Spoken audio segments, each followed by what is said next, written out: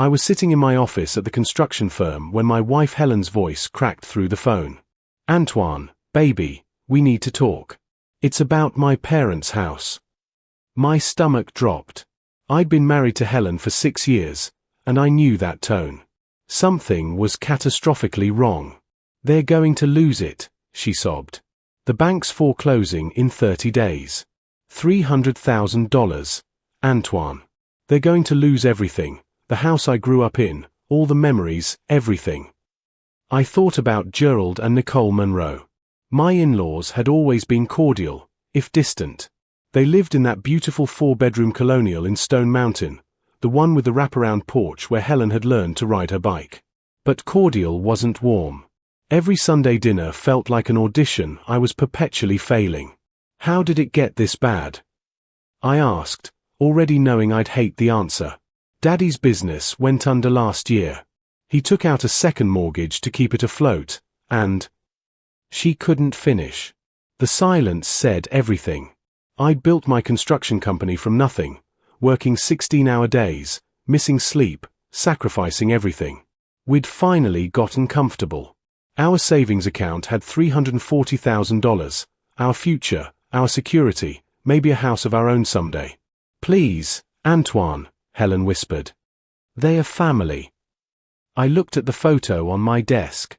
Helen on our wedding day, radiant in white, her parents standing stiffly on her side while my mom beamed alone on mine.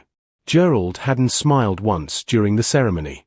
"Let me think about it," I said, already knowing what my heart would choose. That night, I couldn't sleep. Helen curled against me, her breathing shallow and anxious. I stared at the ceiling, doing mental calculations. $300,000. It was everything we'd saved, every sacrifice materialized into digits on a screen.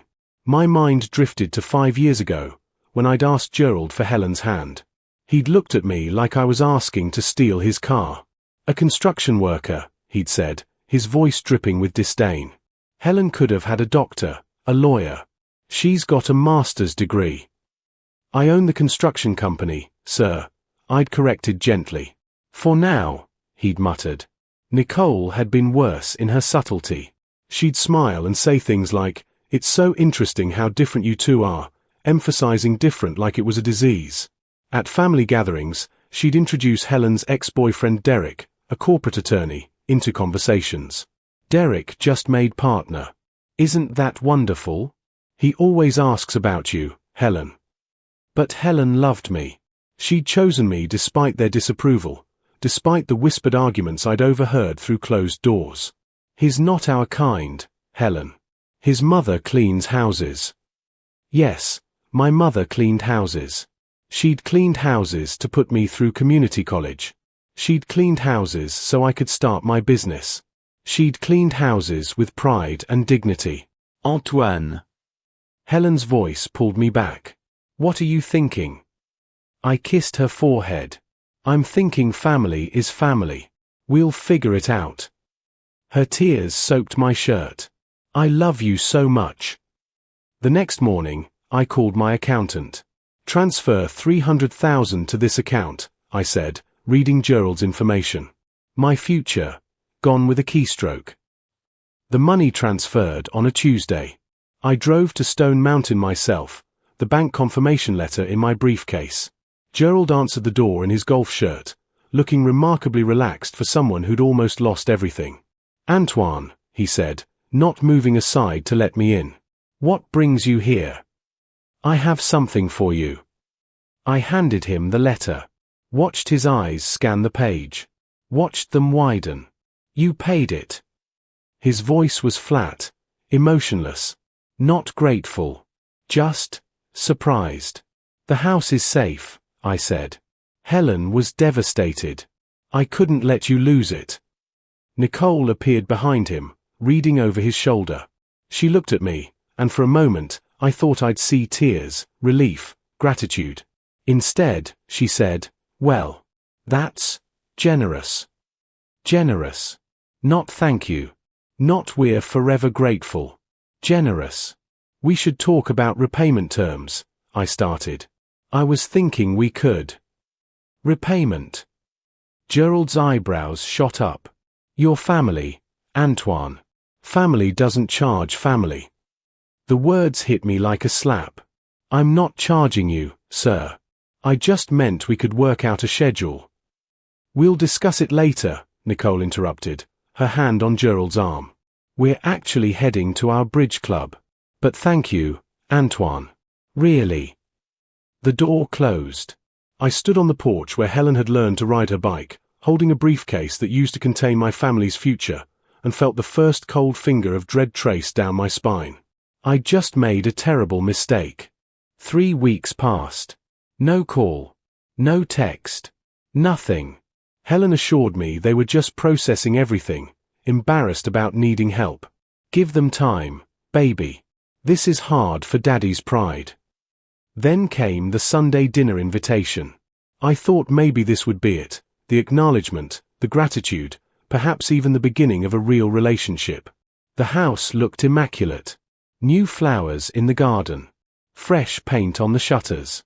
Nicole greeted us in a designer dress I'd seen in Helen's magazine, priced at $800. My chest tightened. You look beautiful, Mom, Helen said, hugging her. Oh, this old thing? Treat myself every now and then. Dinner was elaborate. Filet mignon, roasted vegetables, expensive wine. Gerald poured freely, laughing about his golf game.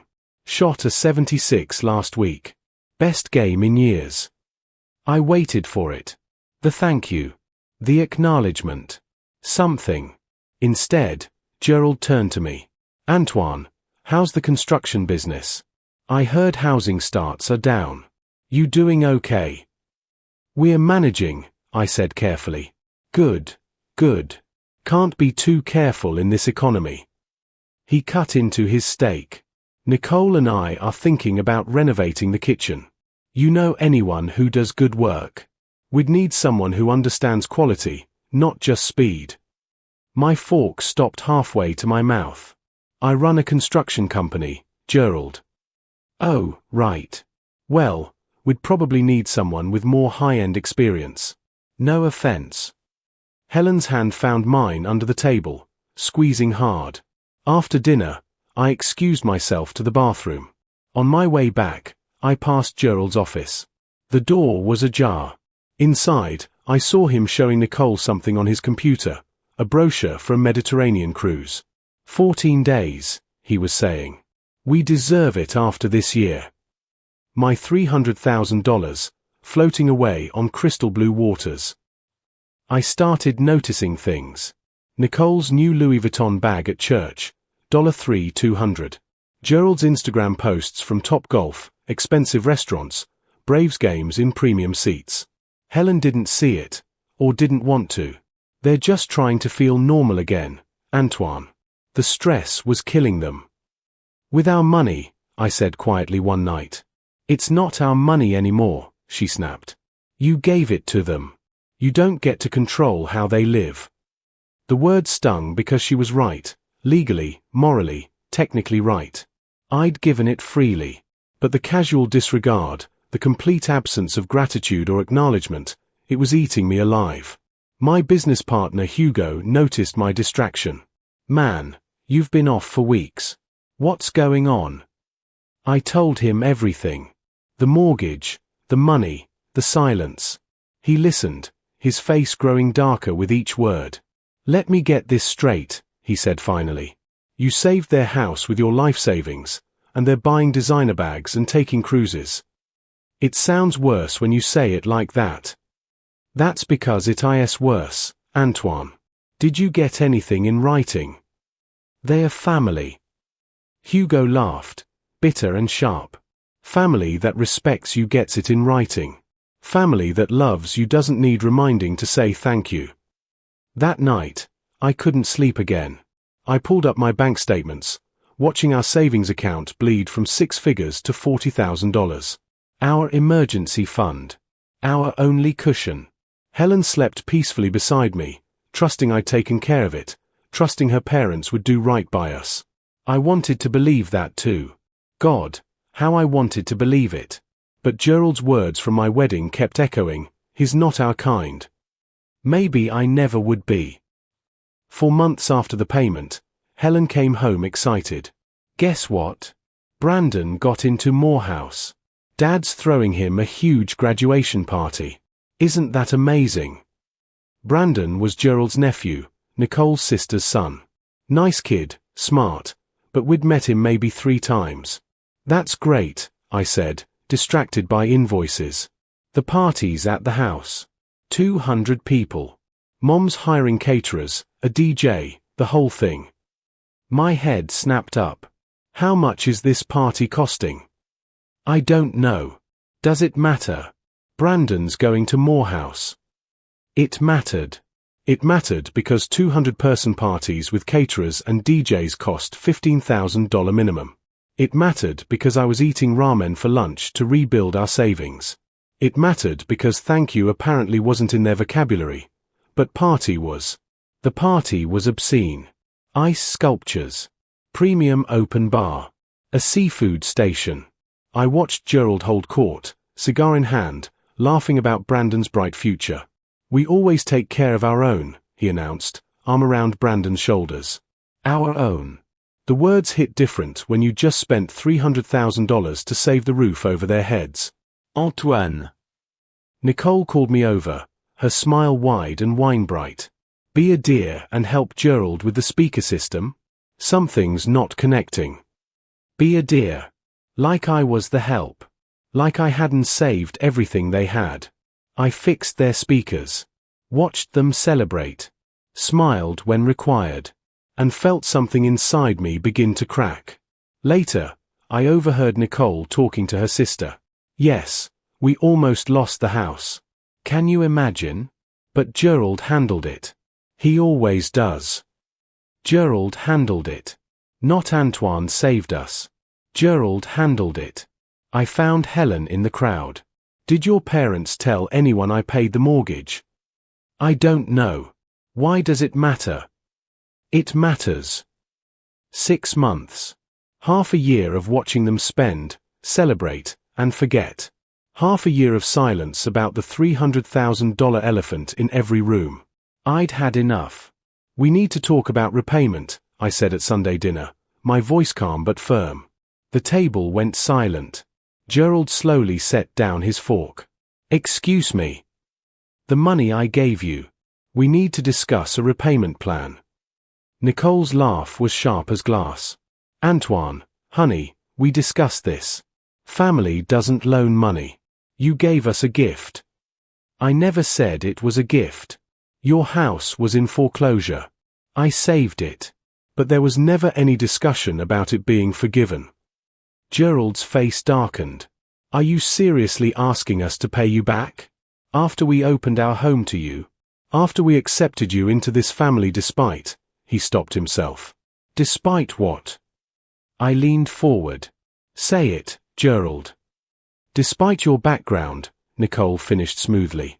We never made you feel less than, Antoine. We welcomed you. Helen grabbed my hand. Antoine, please. Not here. When, then? I turned to her. When is the right time to discuss the fact that I gave your parents everything we had, and they've treated it like monopoly money? You're being ridiculous, Gerald said. We needed help. You helped. That's what family does. Family also says thank you. Family acknowledges sacrifice. Family doesn't throw $20,000 parties while the person who saved them eats leftovers. The number was a guess, but Gerald's flinch told me I was close.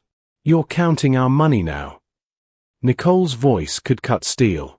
That's low, Antoine. Really low. You know what's low.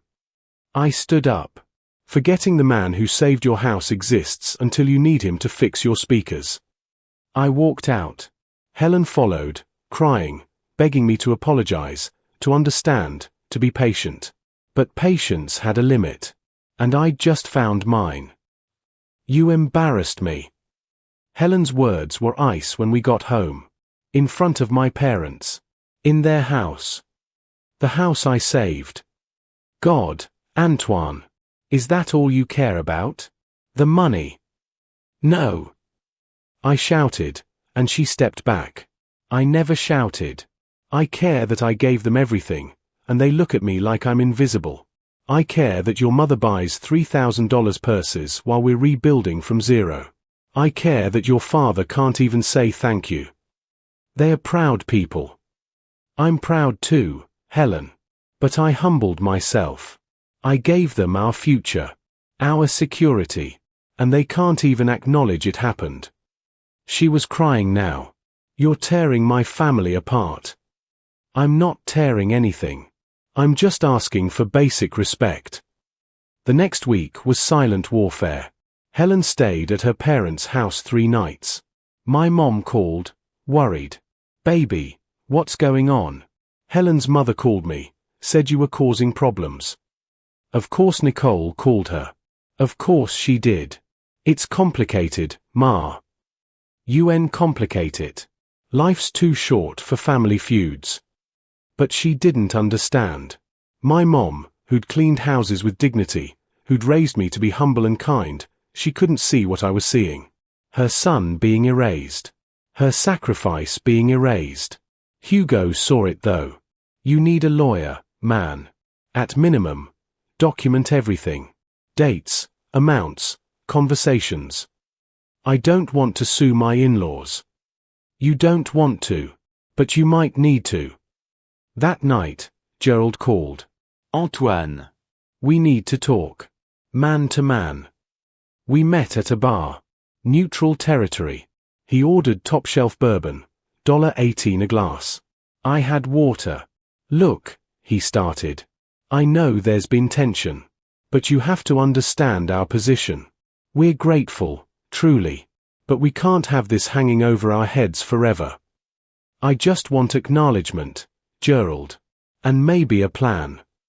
Blood is thicker than water, son. His eyes were hard. At the end of the day, blood matters more than money. And there it was. The truth I'd been dancing around for months. I wasn't blood. I'd never be blood. I paid for his bourbon and left. I hired a lawyer the next morning. Otto Troy, recommended by Hugo, specializing in family financial disputes. He listened to everything, taking notes, his expression growing more severe by the minute. Do you have any documentation? He asked. Bank transfer records. Text messages from Helen about the foreclosure. That's it. No promissory note. No written agreement about repayment. They are family. I trusted them. Otto leaned back. Mr. Jackson, I'm going to be blunt. This is legally complicated.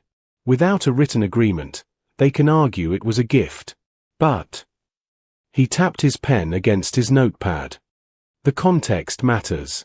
The circumstances. A sudden need, a desperate situation. Courts have ruled that implied loans exist even without paperwork. What do I need to do? Let me send them a formal demand letter. We'll request full repayment within 48 hours. It's aggressive, but it establishes your intent. Their response will tell us everything we need to know about their character. I already know their character. Then this will confirm it for the court. The letter went out on a Thursday. Professional, cold, precise. It outlined the $300,000 payment, the circumstances, the lack of acknowledgement or repayment discussion. It demanded full repayment within 48 hours or legal action would commence. I didn't tell Helen. She'd know soon enough. She knew by Friday evening. She came home shaking with fury, waving her phone. A lawyer, Antoine? You sent my parents a letter from a lawyer. They left me no choice. My mother is crying. My father wants to disown you. How could you? How could I? I laughed, broken and bitter. How could they? I saved their house, Helen. Everything we had. Everything we worked for. And they treated it like trash. Like I was trash. They never. Your father told me blood matters more than money.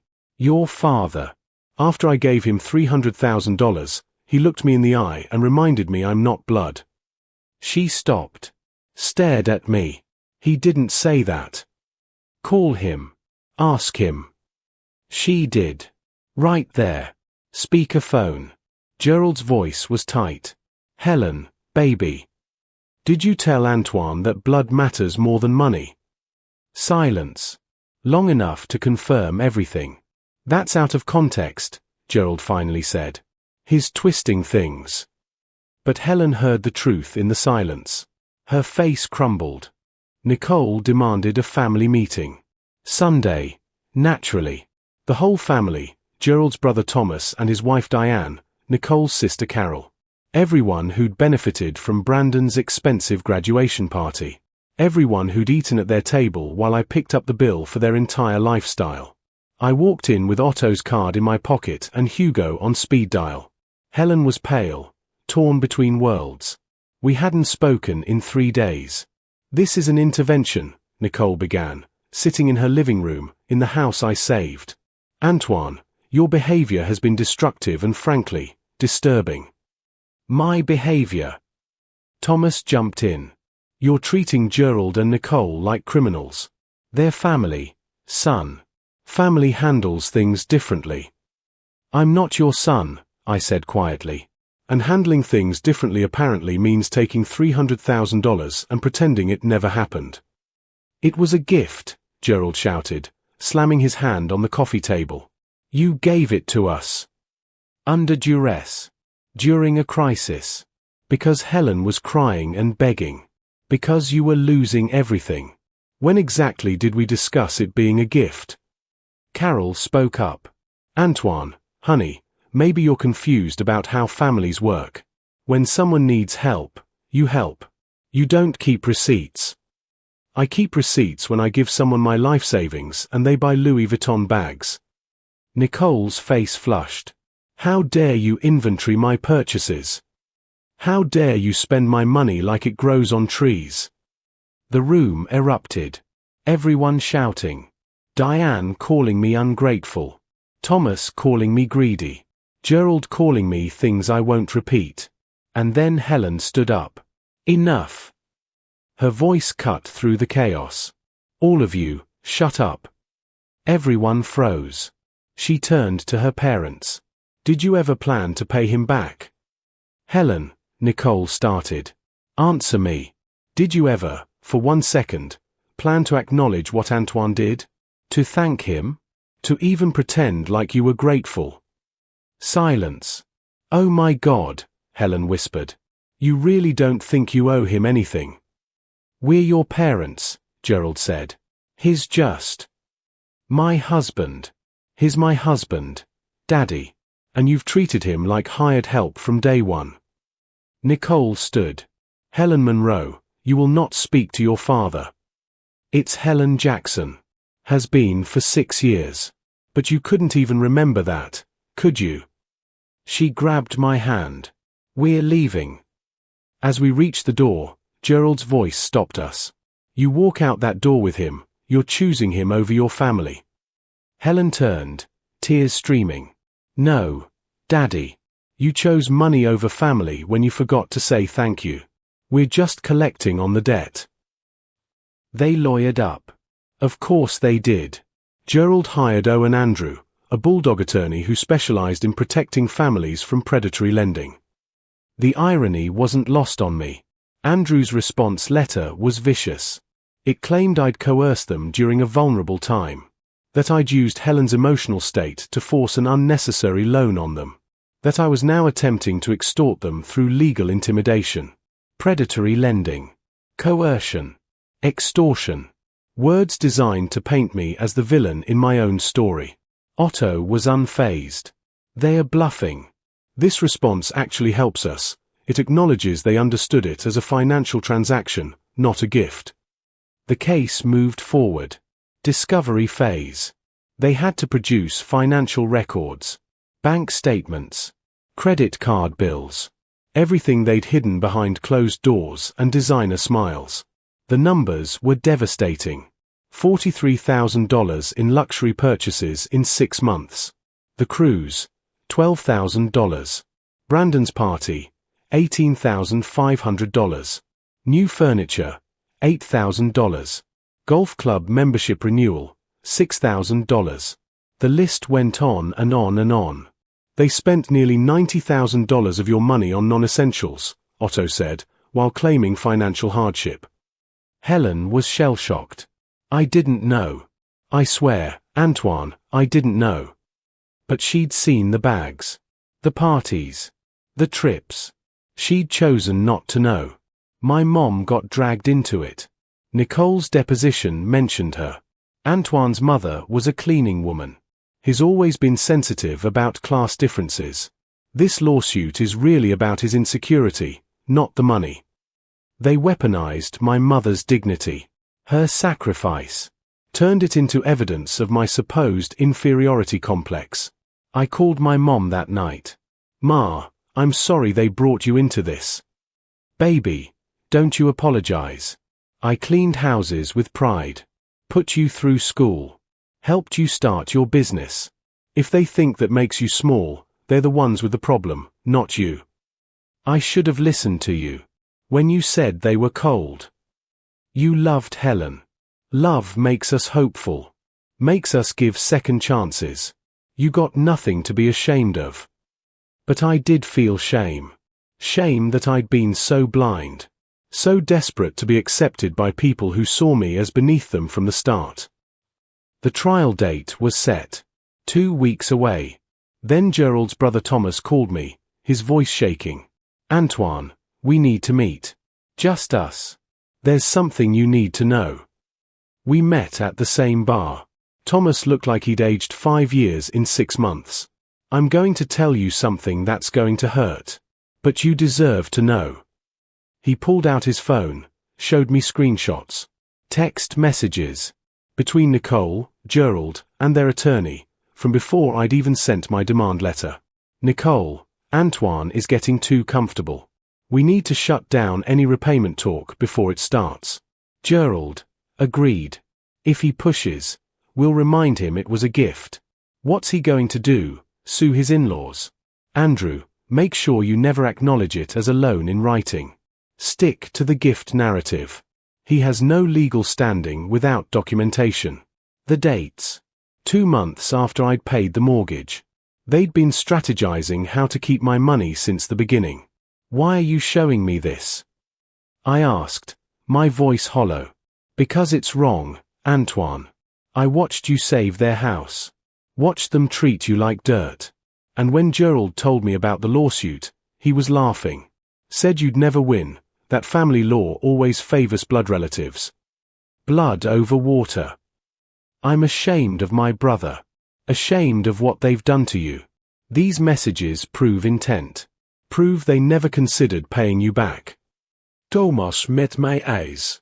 I'm willing to testify. To provide these to your lawyer. I forwarded everything to Otto. His response was immediate. This changes everything. We have them. But the victory felt hollow. I didn't want to destroy Helen's family. I wanted them to be the people she thought they were. The people I'd hoped they could be. Antoine, Thomas said as we left. Some people aren't capable of gratitude. They see kindness as weakness. Taking as their right. You can't fix that. You can only protect yourself from it. That night, I held Helen while she cried. I'm sorry, she kept saying. I'm so sorry I didn't see it. I didn't want you to see it. I wanted them to love me. To accept me. They should have been grateful to have you. Should have. But should have doesn't change what is. The settlement came 3 days before trial. Gerald's lawyer saw Thomas's testimony and the text messages and knew they'd lose. Lose badly. Publicly. With legal fees that would dwarf the original debt. $300,000. Full repayment. Plus $47,000 in legal fees and interest. Paid within 30 days or liens would be placed on the house. They paid. Had to liquidate investments, pull from retirement accounts, sell Nicole's precious jewelry collection. I watched the money return to our account, each deposit a small vindication. Gerald sent one text, I hope you're happy. You destroyed this family. I didn't respond. But Helen did. She sent him a screenshot of his own texts, The ones about keeping my money. Added, "You destroyed yourself, Dad. Antoine just refused to let you destroy him too." He didn't respond. We didn't attend Sunday dinners anymore. Didn't answer holiday calls. Helen grieved her parents, or rather, grieved who she'd thought they were. "They raised me better than this," she said one night. "Or I thought they did. They raised you to see people as equals. That's why you married me despite their objections. Best decision I ever made." Months passed. Our savings rebuilt. The business thrived. Hugo and I landed a contract for a 50-unit development. We bought our own house, nothing fancy, but ours. Earned with our hands and our sweat and our pride. Nicole reached out once through Helen's aunt. Said they were sorry, wanted to reconcile. But the apology came through an intermediary, second-hand, conditional. Real apologies come face to face, with humility and change. We never got that apology. Maybe we never will. But I learned something valuable. Family isn't blood. Family is respect. Family is gratitude. Family is showing up even when it's hard, saying thank you even when pride fights it, choosing love over ego. I found that family. In Helen, who chose truth over comfort. In Hugo, who had my back. In my mom, who taught me dignity has nothing to do with job titles. In Thomas, who chose right over loyalty. And I built a life that doesn't need Gerald and Nicole's approval to be valid. Sometimes people show you who they are. The gift isn't in changing them. It's in believing them the first time and protecting yourself accordingly. Blood may matter to some. But respect, gratitude, and love matter more. And I'm done settling for less.